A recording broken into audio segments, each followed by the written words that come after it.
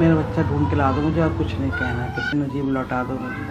बहुत दिन हो गए, बहुत दिन हो गए, अब बर्दाश्त नहीं होता, मेरा सब का प्यारा भर चुका है। एक स्टूडेंट, एक सिक्योर यूनिवर्सिटी कैंपस और एक रात जिसके बाद वो कभी नहीं मिला। न उसकी आवाज सुनाई दी और ना ही कोई निशान छोड़ा। सीबीआई ने फाइल्स बंद कर दी, कोर्ट ने केस क्लोज कर दिया, लेकिन एक सवाल जो अभी भी जिंदा है।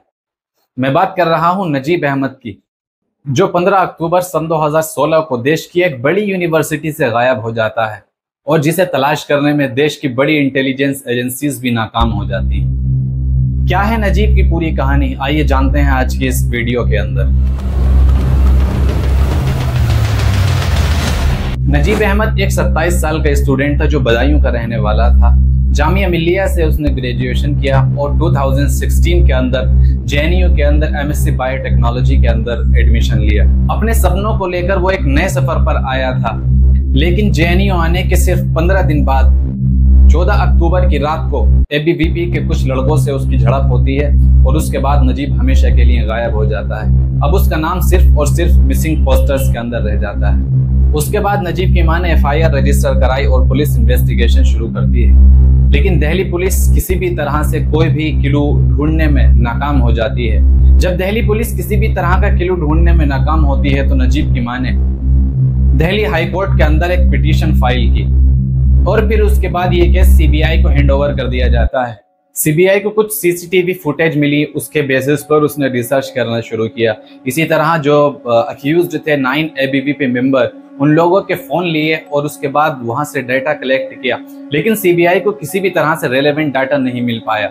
29 जून 2017 को सीबीआई ने 1 मिलियन रिवॉर्ड भी अनाउंस किया था कि कोई भी अगर नजीब से रिलेटेड इंफॉर्मेशन प्रोवाइड करता है तो उसे 1 मिलियन रिवॉर्ड मिलेगा। सीबीआई इन्वेस्टिगेशन के दौरान जो सीसीटीवी फुटेज मिली थी उसके अंदर ये देखा गया कि नजीब ने रिक्शा लिया और रिक्शे से वो जेएनयू से निकला था।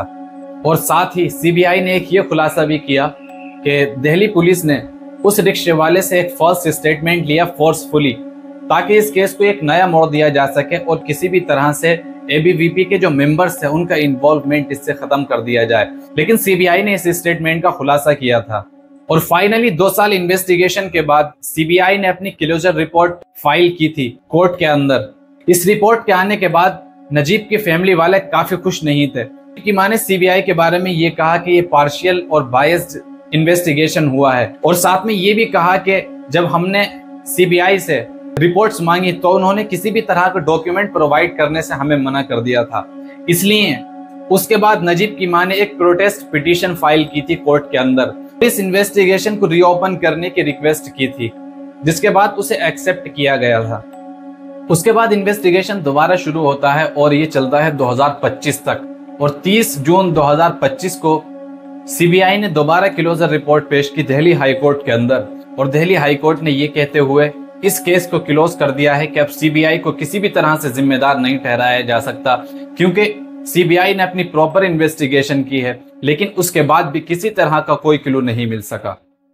इस केस को 8 साल हो गए हैं, लेकिन एक माँ सिर्फ इतना सोचती है कि उसका बेटा जिंदा भी है या नहीं। सरकार ने फाइल्स बंद कर दी, सिस्टम ने जिम्मेदारी से हाथ उठा लिए, लेकिन माँ का इंतजार आज भी खत्म नहीं हुआ है।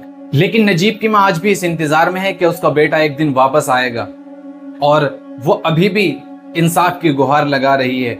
ये एक माँ का दर्द है कि उसका बेटा किस तरह से गायब हुआ, कि आज तक उसका कोई पता नहीं है।